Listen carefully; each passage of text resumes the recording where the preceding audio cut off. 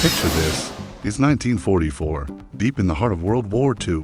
The sky above Germany is a constant battlefield, a chaotic ballet of propeller planes, flak, and smoke. I'm a B-17 bomber pilot, just a kid really, trying to keep my crew and my plane, the spirit of St. Louis, in one piece. We're on a bombing run over Bremen, a place we've come to know all too well. The flak is thick as ever, black puffs of death dotting the sky. We're flying in tight formation, our guns blazing, trying to fend off the swarms of German fighters. It's just another day at the office, a terrifying, adrenaline-fueled day. We're approaching our target. The tension in the cockpit is so thick you could cut it with a knife. My co-pilot, Sam, is scanning the skies, his eyes wide. Suddenly, he shouts, "Bandits at 3 o'clock high." I look over, and there they are, a squadron of Messerschmitt 109s, diving down on us, their cannons winking like evil stars. Our gunners open up, filling the air with tracers. It's a scene of organized chaos, a deadly dance we've practiced 100 times. But then, something changes, something impossible. A German fighter, a Messerschmitt 162, pulls up alongside us. But this is no ordinary attack. It's flying, slowly, keeping pace with our lumbering bomber. This is strange. These new jet fighters are supposed to be lightning fast, hitting us and disappearing before we can even react. We call them swallows, and they are the stuff of nightmares. But this one, it's just there. I stare across the small gap of empty air, right into the cockpit of the enemy plane, and I see him, the German pilot. He's so close I can see the details of his face, the oxygen mask, the goggles, and he's looking right back at me. I brace for the attack, my hands tightening on the controls. My crew is silent, waiting. This is it. But he doesn't fire. He just looks at me. Then, he does something that completely throws me off. He raises his hand and gives me a small, almost imperceptible salute. A salute. An enemy pilot, in the middle of a war zone, saluting me. My mind is racing. Is this a trick?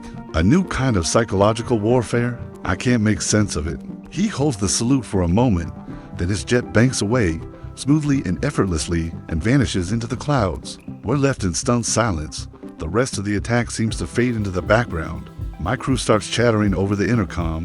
What was that? Did you see that? He just left. I have no answers for them. I have no answers for myself. We drop our bombs and begin the long, nerve-wracking journey back to England. The whole way back, I can't get the image out of my head. The German pilot, the salute, the strange act of mercy in the middle of hell. Back at the base, I file my report.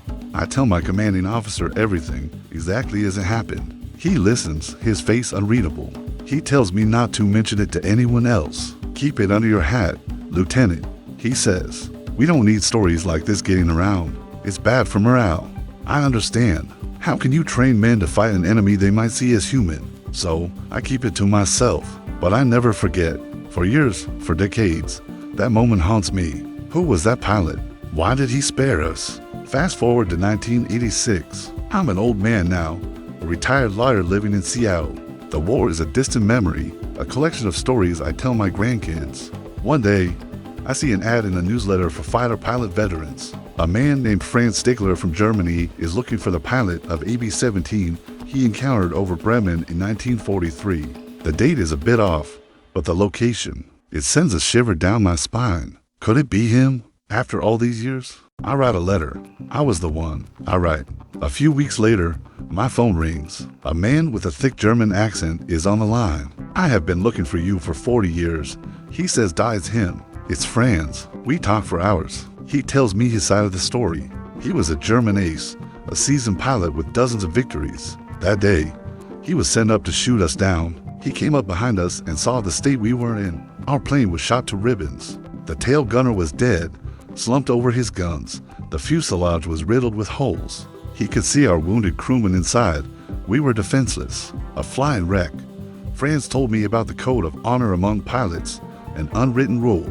He said, you don't shoot a man in a parachute, and to him, our crippled bomber was just a parachute. He saw us, not as an enemy target, but as fellow airmen in desperate trouble. He told me he was trying to escort us, to guide us towards Sweden, a neutral country where we could land safely. The salute wasn't a taunt. It was a sign of respect, a gesture from one pilot to another, acknowledging our shared humanity in the face of death. He flew with us until we were out of German airspace, making sure no other fighters would attack. He was risking his own life. If his superiors had found out he'd let an enemy bomber escape, he would have been executed. A few months later, Franz and his wife flew to Seattle to meet me. When I saw him at the airport, this man who had held my life and the lives of my crew in his hands, I just threw my arms around him. We were no longer enemies. We were brothers, bound by a secret act of compassion that transcended war. We spent years traveling together, sharing our story, speaking about our experience. Franz became one of my dearest friends, closer than some of my own family. He wasn't the faceless enemy I've been trained to hate. He was a good man who made a choice to see a human being instead of a target. Our story is a testament to the fact that even in the darkest of times, in the heart of the most brutal conflict, humanity can shine through. It's a reminder that our shared humanity is more powerful than any uniform, any flag, any order. Franz passed away in 2008, and I miss him every day, but our story lives on. A small beacon of hope from a sky filled with war. Thanks for listening.